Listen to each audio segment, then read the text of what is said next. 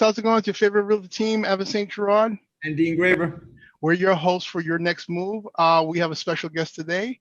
We have a New York, well, technically he's a Texan with a New Yorker attitude. I'm going to let him introduce himself. Right, get it right. There you go. Yeah. So, Mike, introduce yourself to the audience. Hey, hello. How are you? So my name is Michael Flores, and I'm from Houston, Texas. So just a little bit about me. I was born and raised in Houston, Texas, spent some time in the United States Marine Corps, best time of my life. And I've been back in Houston, Texas ever since then. And we own a real estate business here. I'm also a national coach for Keller Williams and travel around teaching this wonderful class called Bold.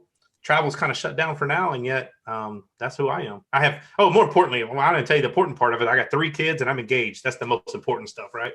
Congratulations. Yes, the most important one. All right. So, Dean, go ahead and ask your questions. All right. So, Michael, it sounds like you're a busy guy with that. And what does BOLD stand for? Business objective, a life by design. All right, perfect. Just wanted to clarify that for everybody that's out there. So you said that you're in the Houston area. What areas do you cover? That's maybe the suburbs, not just the city. So honestly, we don't really cover the city, to be honest with you. So my team is more of a suburb team. So we cover, we can do the city. We just don't focus on it as much. So we cover west, east, north, south, southwest, all over Houston. I have agents.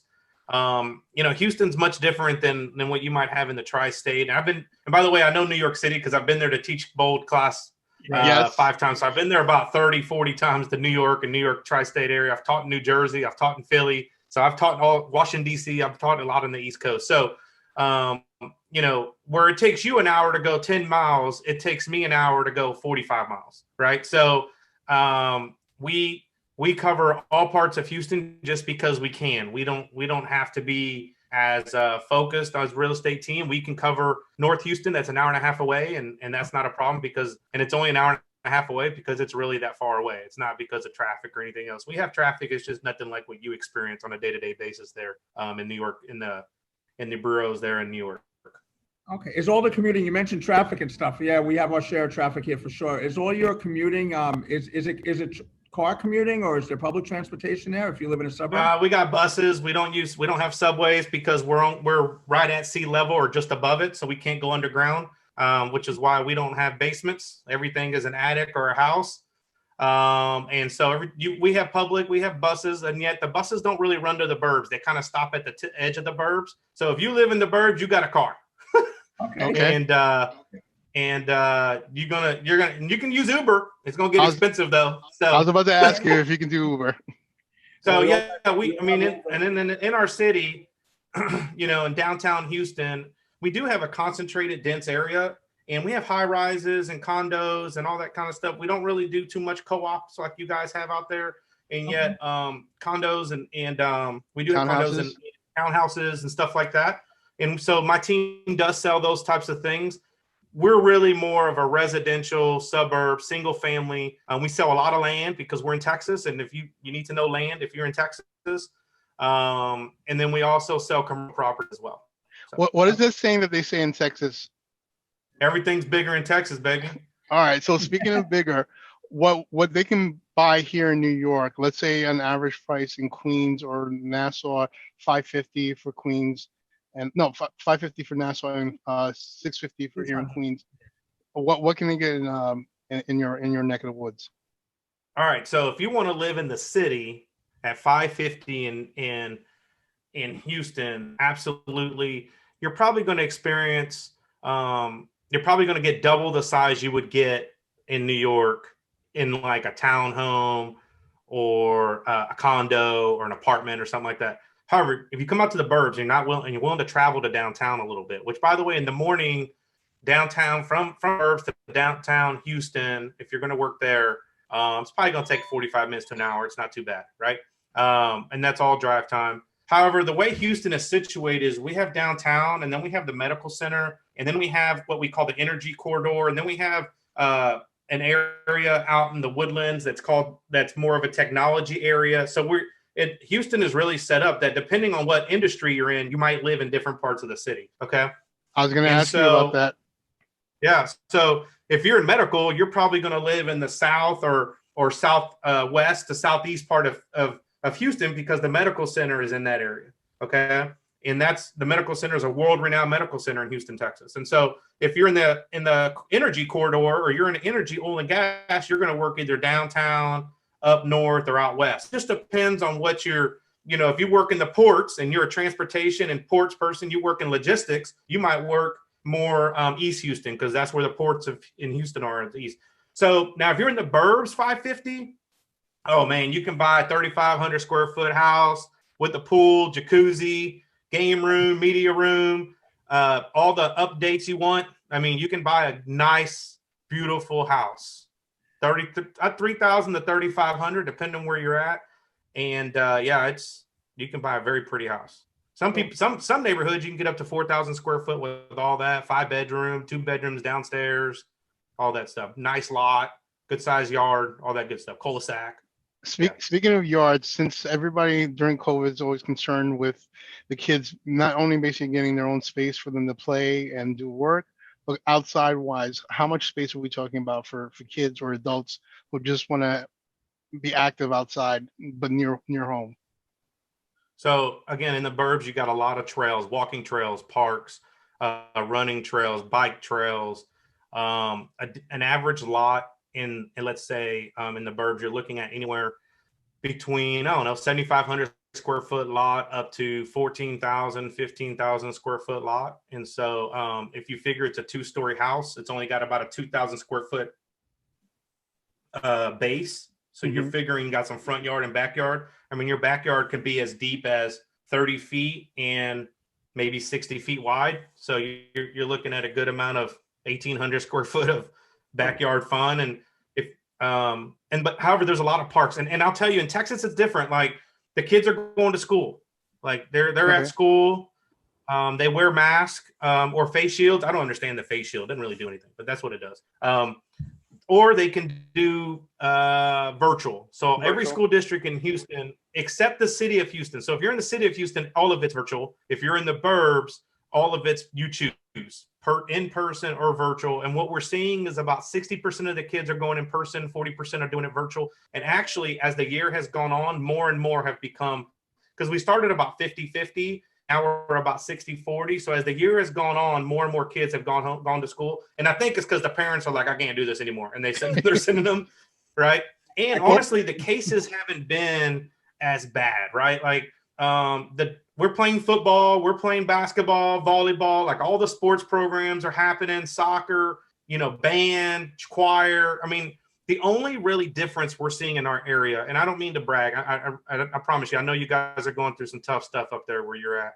Where we're at, the main difference in our lifestyle is we have to wear a mask. That's really our main difference. Now, and there's some social distancing. There's some, you go to the park and they'll tape off a swing and say no swinging on this swing, and you got 2 other swings you can use. Or, you go to a football game and they'll say you can sit on this row, not this row. You got to sit on, and then they space out your families, So there's definitely social distancing going on, and yet all the activities are there. And so the outdoor space, there's plentiful. I mean, there's parks and trails. I mean, we don't have a beautiful central park like that, right? It doesn't snow, not beautiful and all those things, and yet we have parks everywhere. And we have a lot. And I'll tell you, just a couple of weekends ago, I was out doing Frisbee golf with some friends, and we did 18 holes Frisbee golf. What is Frisbee golf? So Frisbee golf is where you're golfing with Frisbees, and you're looking to put your Frisbee in a hole. It's a basket. Go look it up. It's really fun. It's known a lot in Texas. We do a lot of it. So all right, that's interesting. It's an outdoor sport. Here's what's really fun. You pull a cooler or a cart with you, and you got drinks and sandwiches. It's like you're really golfing. Like, golf guys, they go out to have fun. The same thing. You just out to have fun. So, all right. Awesome. Is that's unique? That's unique to Houston or unique to Texas? I never even heard of that. I think it's known more. Like I think it's unique to the South, maybe, or maybe places that have warm weather all year round, because we do. I've seen a lot of places do it, and so the outdoor space that you're seeing in Texas and the activities, they're staying the same. We're still doing soccer leagues and basketball leagues. My daughter plays travel volleyball. We're still going to tournaments. My son just had a soccer tournament last weekend. So, things like restaurants are still open. Bars are open because in Texas, the bars, all they have to do is serve food. So most of them have bought a food license and they're serving like hot pizza or microwave pizza or something, and they're calling themselves a restaurant. And so now they're open as a bar, right? Okay. They work through the loopholes. The only thing that even movie theaters are open, but they're not busy because there's no new movies really coming out. We have drive-in movies here, so like the old school drive-in movies, we have them in Texas. So people are doing a lot of drive-ins, going to the movies that way in their cars. The mall's open, shopping's open.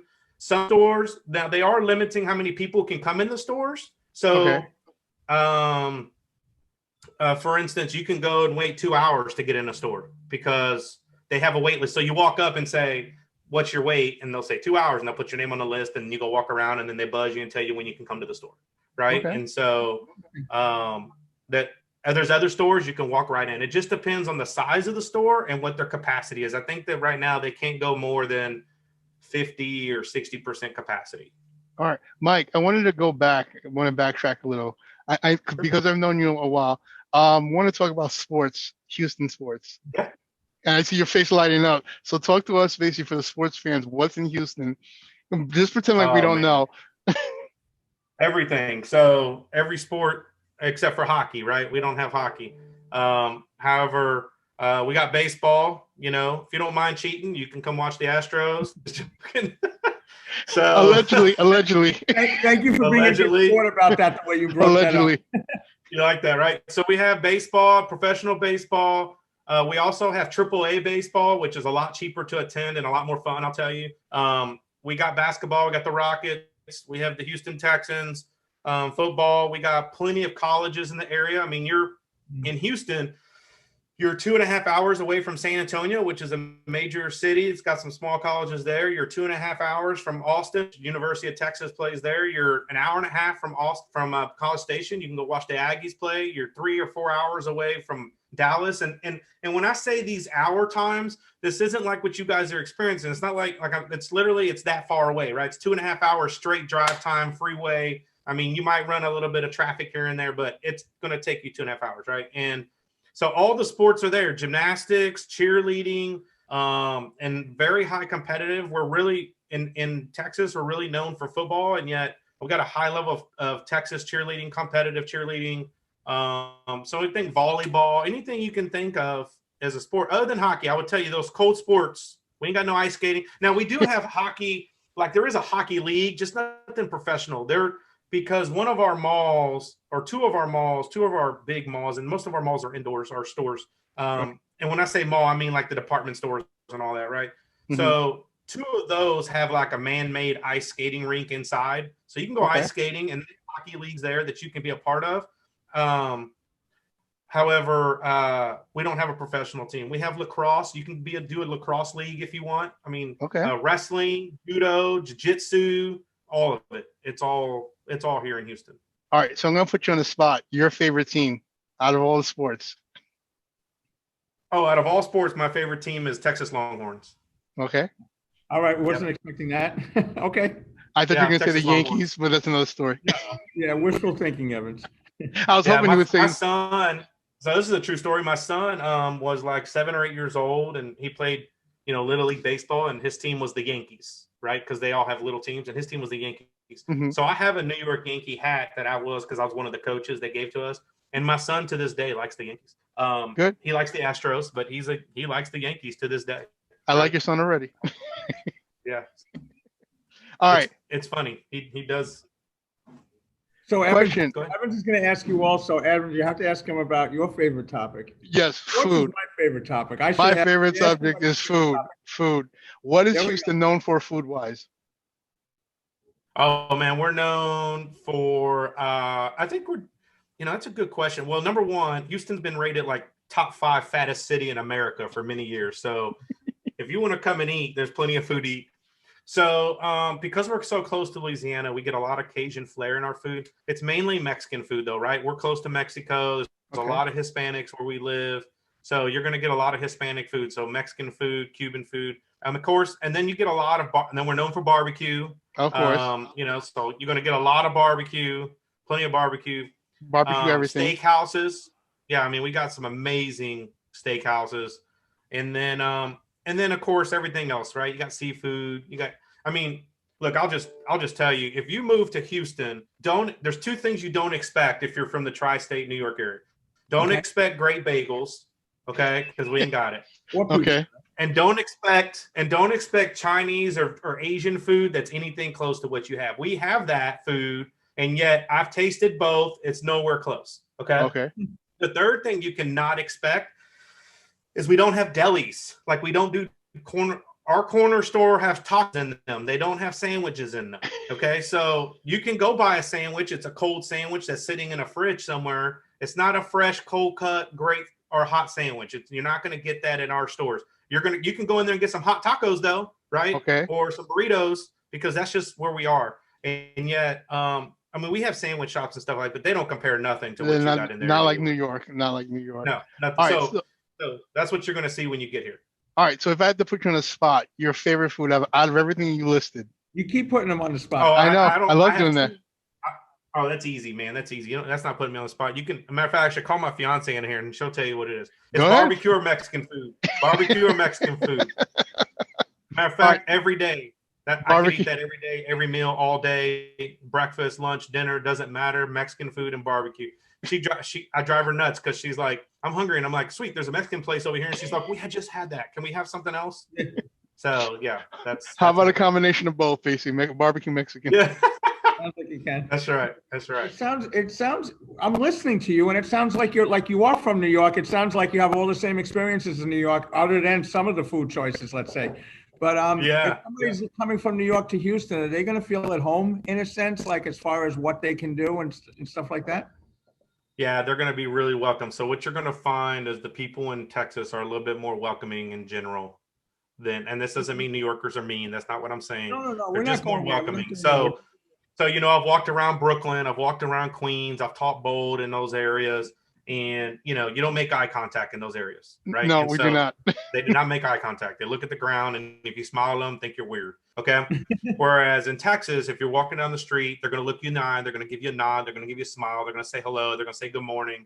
They're a little bit more welcoming, okay? Now, that doesn't mean we don't have angry people. Everywhere is angry people, right? It doesn't mean we don't have rude people or mean people or anything. Everywhere has that, right? They're just overall, Texans are just, and people that live in Texas. And by the way, the number one people moving right now to Texas are New Yorkers, people from Californians, and then we get a lot of people from Central and South America, because the oil and gas industry is big in those two countries, those two areas, those two I guess you will, Central and South America. So the New Yorkers and Californians are coming because the restrictions that you guys are having in your state and the things of what's going on in your life and the industries that are really shutting down in your area because of the choices by the government or whatever's going on, right? I'm not here to get political.